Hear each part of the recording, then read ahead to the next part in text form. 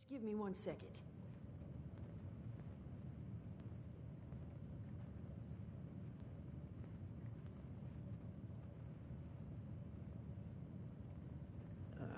Okay, I think I'll just...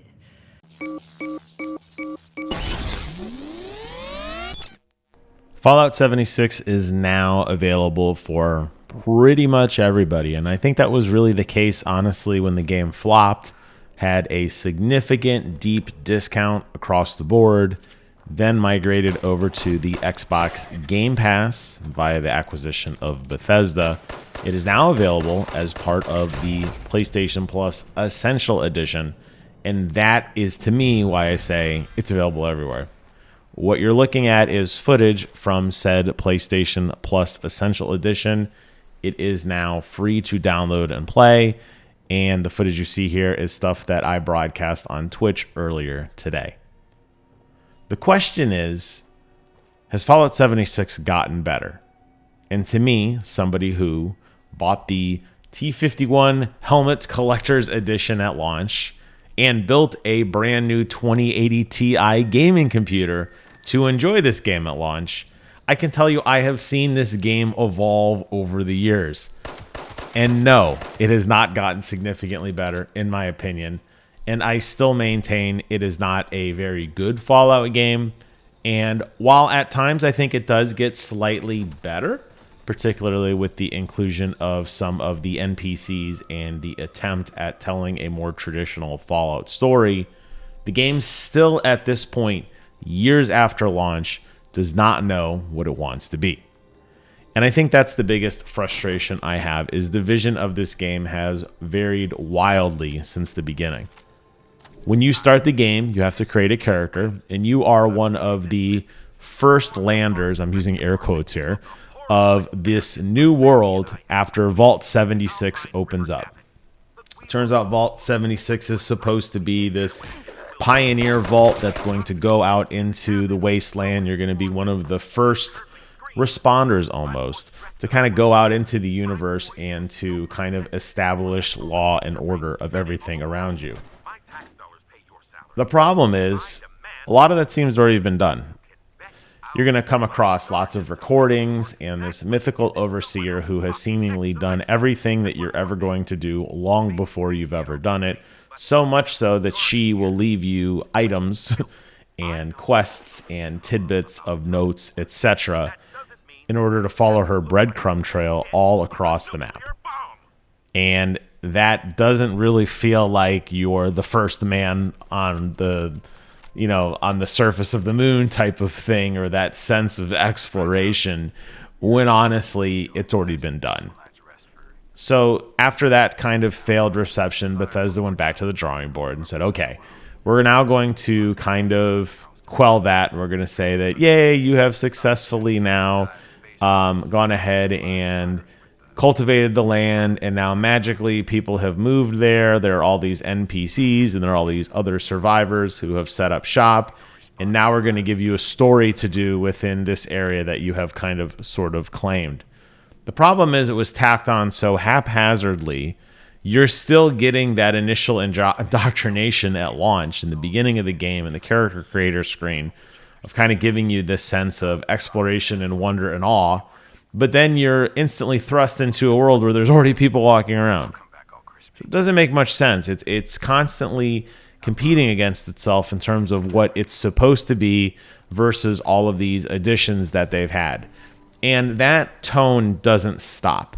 The game doesn't understand what it wants to be. At times, it feels like you are just sent on these random hunting assignments to go get random pieces of material to build some widget or a doodad or a golden item that allows you to progress to the next story. Or like you'll see this as I'm playing through the gameplay here.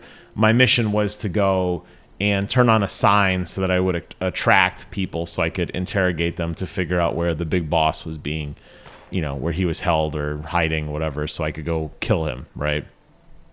There's a lot of missions like that where you're going to have to go gather things and bring them back and craft something that allows you to do something that moves on to the next area.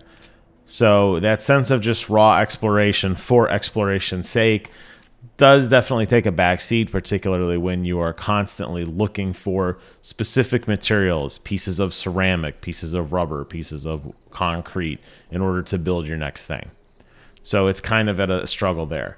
There's also this free-flowing exploration. On top of the free-flowing exploration, there's also the crafting piece, where you go back to your camp and you build up these extravagant houses with multiple rooms and doors and service bays for all the power armor that you're going to acquire through the game, various crafting stations, sometimes turrets, or even bartering places where you can have other characters who are in the universe come to you and trade goods or whatever you want them to do.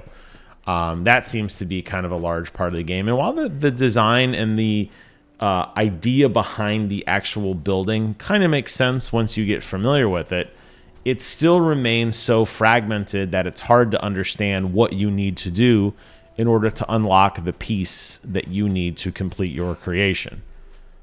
For example, a door. Yes, a door. Something as simple as a door is not readily available when you start the game. You could build the frame where the door would go, but you can't get a door unless you go to the atomic shop and you spend real world money to unlock the door blueprint, or there's a little red lock next to it, which means you'll find that recipe later.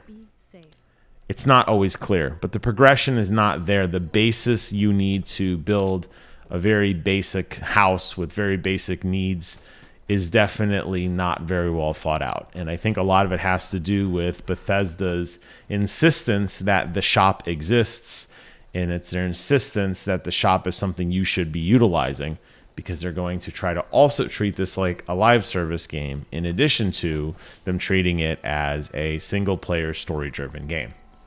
That's, to me, why this game just continues to fall apart year after year after year, despite all of Bethesda's best efforts to continue to patch and to modify the experience. It is constantly in contradiction with itself from the beginning notes of the game. Lastly, the technical performance. This is something that I was actually really surprised about. So back to when I, earlier in this video, when I mentioned that I bought a brand new gaming computer to play this, it ran it horribly. I was struggling to get over 60 frames a second with my ultra-wide monitor. My wife was running just a standard 1920 by 1080 monitor. She was also struggling to get 60 frames a second. It's because the game is so poorly optimized. It's still built off that very archaic, old Bethesda infrastructure, the same kind of tools and software that have been used way back from like Fallout 3 days.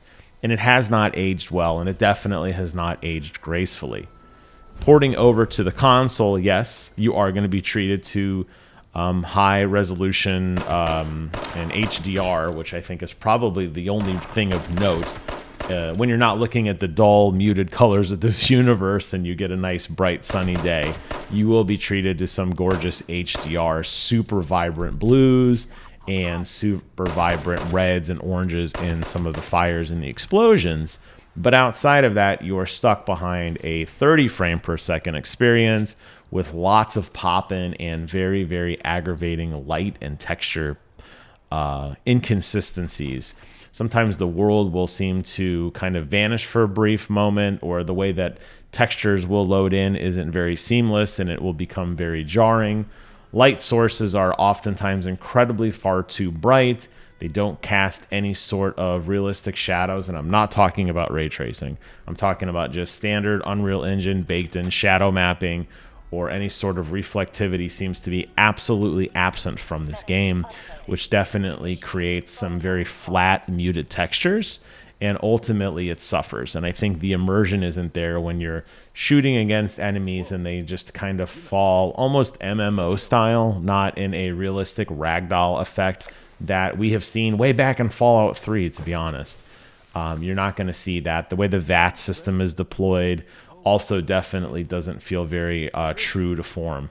The only thing that I could say is distinctly Fallout that does carry over is a lot of the dialogue and the dialogue options, particularly lots of the checks against your various stats, strength, charisma, luck, whatever, which allow you to progress in various ways depending on how you manipulate or how you sweet talk your way through various situations with some of the NPCs that you're going to encounter.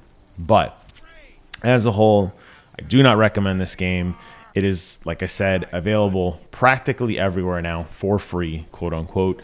If you have Xbox Game Pass or the PlayStation Plus Essential service, like I do, the basic one, you now have access to this. I've seen it drop on Amazon. I've seen it drop on Twitch drops. It's all over the place to get for free now. You should not have to pay for this. But when you finally do get your hands on it, I think you're going to be disappointed as I was, because this game just has so much against going for it, and I just feel like it's a lost cause at this point. It definitely raises a lot of questions for me and continues to raise questions for me as to how Starfield is going to be when it finally makes its debut later in the year. I can't wait to play it, but I'm worried because if this is what was supposed to be the future of Bethesda games, we are in serious, serious trouble. With that, I'm wrapping up this video. Thank you guys so much for watching. Take care of yourselves. And until next time, I will see you guys on the other side.